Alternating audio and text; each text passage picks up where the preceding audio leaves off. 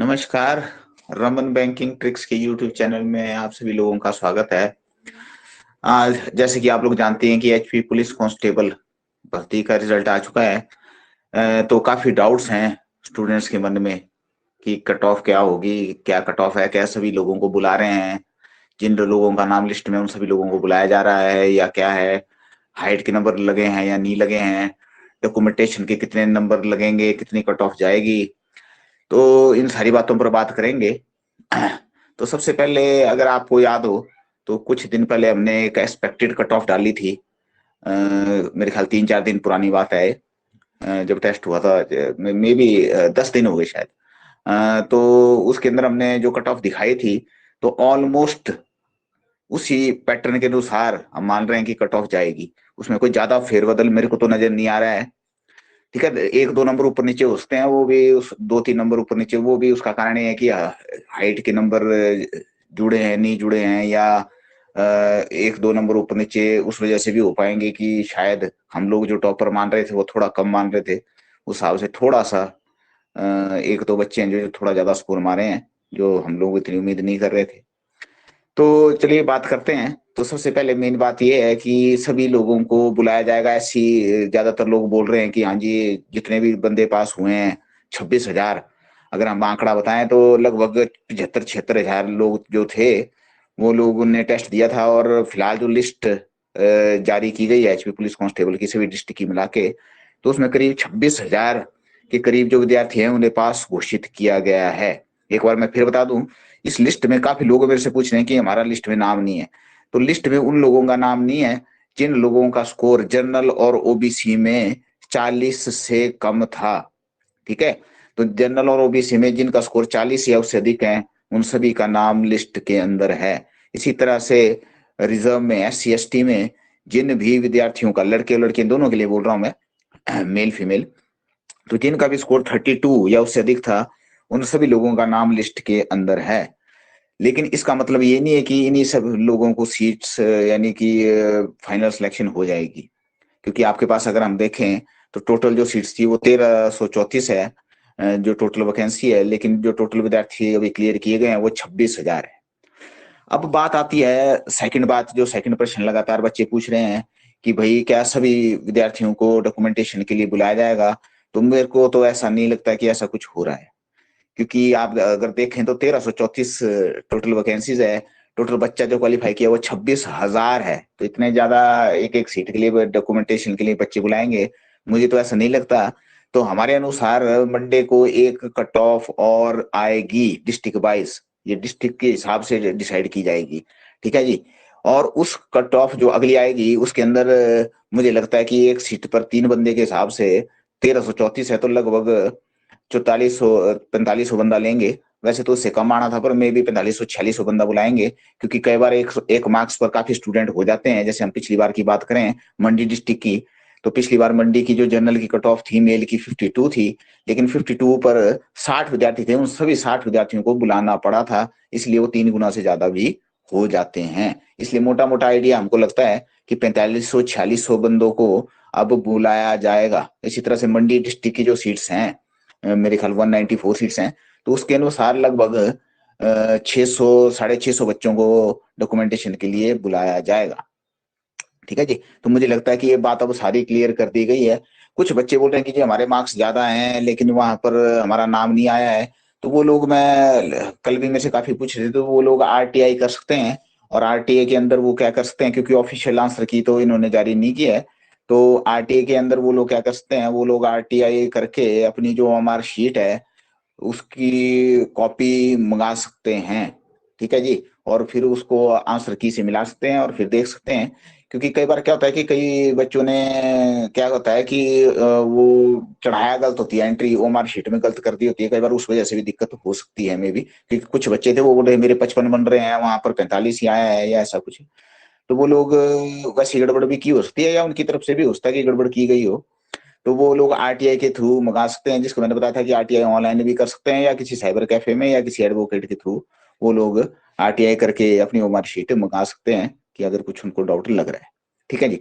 अब अगला प्रश्न आता है कि कट ऑफ। तो कट ऑफ, जैसे कि आप मेरी पिछली वीडियो है 10 दिन पहले, तो उसको मैं कोशिश करूंगा कि उसमें डिस्क्रिप्शन में भी डाल दूं। तो उसको देखो, लगभग वही कट ऑफ है, कोई ज्यादा फेरबदल मेरे को तो नजर नहीं आता है। हाँ, एक दो पॉइंट ऊपर नीचे होता है, एक दो चीजों का डाउट है हमको, कि जैसे कि जो रिजर्वेशन चलेगी वो हॉरिजेंटल होगी या वर्टिकल होगी। तो कई बार जनरल की सीटें जो है रिजर्व वाले भी काटते हैं, तो उस हिसाब से जो कैलकुलेशन बैठेगी वो किस तरह से होगी, तो वो उतनी क्लियर नहीं है। लेकिन मोटा मोटा जो कट ऑफ है वो लगभग जो हमने कट ऑफ दी थी उसके इन अराउंड ही रहने वाली है। मे भी थोड़ी जनरल की हो सकता है एक दो पॉइंट ऊपर निकल जाए। बाकी ये रिजर्व में जितनी हमने लगभग दी है कट ऑफ, लगभग उतनी ही रहेगी। तो उसके लिए आप वो वीडियो देख सकते हैं। और लगातार मैं बता रहा हूँ, ज्यादातर जो और यूट्यूब चैनल वाले हैं और जो हैं वो सब लोग दिखा रहे हैं कि ओबीसी की कट ऑफ ज्यादा जाएगी और एससी एसटी की कम जाएगी। लेकिन जो मैं लगातार आपको बता रहा हूँ कि जो सबसे अधिक कट ऑफ होगी वो जनरल ओपन की होगी, और सबसे कम कट ऑफ जो जाएगी वो ओबीसी की जाएगी। अब आप लोगों ने क्या करना है कि जिन भी लोगों का, हालांकि मैं ये नहीं बोल रहा हूँ कि जिनके स्कोर कम है वो लोग, हो सकता है कि शायद बुला भी दें, पर मेरे अनुसार मुझे ऐसा लगता है कि शायद एक लिस्ट और आएगी डिस्ट्रिक्ट वाइज। ठीक है। बाकी अब कोशिश क्या करनी कि डॉक्यूमेंटेशन में जो जो आपके मार्क्स के लिए डॉक्यूमेंट हो सकते हैं, जो आपके वैलिड डॉक्यूमेंट हो सकते हैं, तो उससे बनाने की कोशिश करनी है। इसके अंदर मार्क्स आपको पता ही है कि आपके जो 10th और +2 है उसके जो परसेंटेज है उसके हिसाब से 2.5 मार्क्स जो है वो उसके हिसाब से आपको मिलेंगे। इसके अलावा NCC, NSS, scout and guide, और स्पोर्ट्स, कोई नेशनल या नेशनल लेवल पर खेला या ऐसा स्पोर्ट्स मैन बैकवर्ड एरिया, तो इस तरह के कुछ जो सर्टिफिकेट हैं वो आगे आपको बनाने होंगे, और उसके बेस पर आपको 15 में से मार्किंग होगी। हालांकि हमने जो देखा है उसमें ऑन एन एवरेज ज्यादातर स्टूडेंट्स को 3 से 4 नंबर ही लगते हुए नजर आते हैं मेरे को तो, क्योंकि कुछ कुछ होते हैं जो ज्यादा स्कोर करेंगे, अदरवाइज 3 4 नंबर यहाँ से और लगते हुए नजर आ रहे हैं। तो मे बी जो total cut off, final cut off जो बैठेगी वो इन अराउंड, जनरल की अगर हम बात करें तो अराउंड 64 65 हो सकती है। मैं विद डॉक्यूमेंट की बात कर रहा हूँ, विद डॉक्यूमेंट्स। ठीक है जी। तो विद डॉक्यूमेंट्स एंड हाइट में भी कट ऑफ जो होती है जनरल की, ओपन जनरल मंडी के लिए वो अराउंड 65 के अराउंड हो सकती है। ठीक है जी। और बाकी जो रिजर्व वाले हैं उससे 4 5 पॉइंट ऊपर नीचे, ऊपर तो नहीं नीचे जा सकती है। ठीक है। तो मेरे को लगता है कि सारी चीजें मैंने शायद क्लियर कर दी है। एक और बड़ा प्रश्न है जो लगातार बच्चे पूछ रहे हैं कि जी जिनका, खासकर वो लोग हैं जिन लोगों का पिछली बार तैयारी नहीं रही थी, या बिल्कुल नए थे, फ्रेशर थे, या जिन्होंने तैयारी नहीं कर पाए थे किसी कारणवश, या जिनकी तैयारी हल्की रही थी, तो वो लोग लगातार पूछे थे कि अगली पुलिस भर्ती कब होगी। तो ये भी बड़ा प्रश्न था जो लगातार बच्चे मेरे से पूछ रहे हैं कि ये अगली भर्ती कब होगी। तो उस अगली भर्ती के बारे में हम लोग कोई भी यहाँ पर बात नहीं कर सकते, क्योंकि वो एक तुक्केबाजी हो जाएगी बहुत बड़ी। क्योंकि यहाँ पर अगर हम नॉर्मल पैटर्न पकड़े तो हमने देखा है कि पुलिस भर्ती कभी भी लगातार नहीं हुई है, हमेशा एक एक वर्ष छोड़ के हुई है, गैप में हुई है। ठीक है, पहली बात तो ये है। और दूसरी बात ये है कि अभी इलेक्शन भी होने हैं, तो हो सकता है कि कौन सरकार आगे बनेगी, तो वो भी एक फैक्टर यहाँ पर हो सकता है, डिसाइडिंग फैक्टर, कि उसके हिसाब से जो नई सरकार आएगी वो अपने हिसाब से चलेंगे, क्योंकि नए सीएम हो सकते हैं। ठीक है, हो सकता है कि बीजेपी आए, उनके भी अलग सीएम ने, या कांग्रेस आए या आम आदमी आए, तो उनकी स्ट्रेटेजी के हिसाब से ही वो चीज चलेगी। तो इसके बारे में हम कुछ पक्का नहीं बोल सकते कि अगली भर्ती कब होगी। लेकिन अगर हम पैटर्न के हिसाब से देखें तो 2022 में भर्ती हुई है, तो इसका मतलब है 2024 के शुरू में भर्ती होनी चाहिए मेरे अनुसार, अगर नॉर्मल पैटर्न के हिसाब से चलें।